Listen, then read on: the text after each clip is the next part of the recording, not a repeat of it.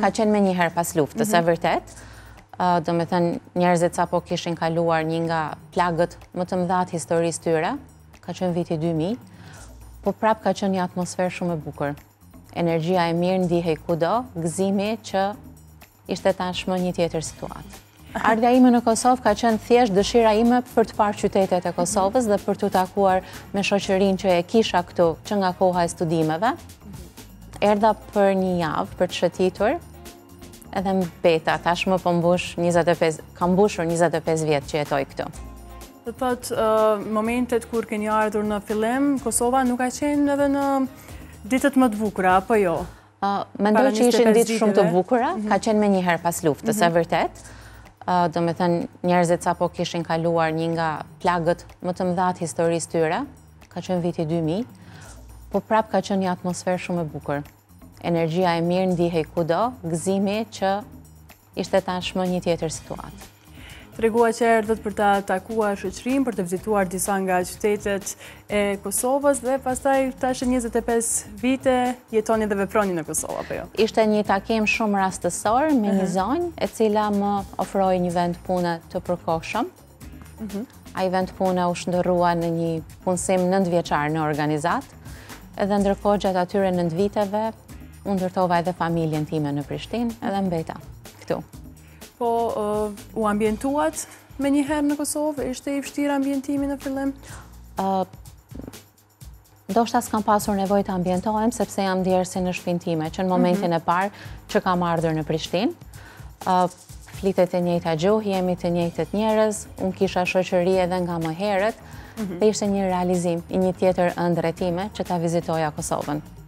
Kështu që kur më ofrua mundësia për të punuar dhe për të qëndruar këtu një kohë, e mora me shumë gëzim.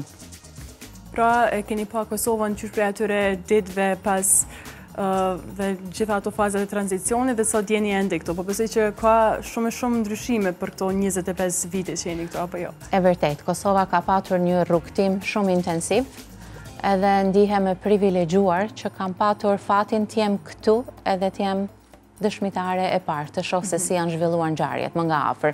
Ndryshe nga sa do t'i kisha përjetuar, po t'jetoja ende në Tiranë apo diku tjetër. Po pastaj në fillim ishin të shpeshta ardhje vajtje Tiranë, Prishtinë? Që nga koha kur unë jam vendosur në Prishtinë, në Tiranë shkoj së paku 2 herë në muaj, ndonjëherë më shpesh, ndonjëherë më rrallë, varësisht si janë edhe angazhimet e mia, por që udhtoj shumë shpesh. Kam familjen time atje.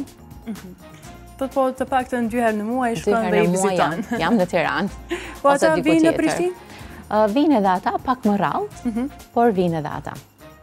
E cekët që qysh në moshë shumë të re, komunikimi ka qenë një ndër armët tuaja më të forta, ta quajmë kështu, apo jo? Ose një nga interesimet e mia më të forta.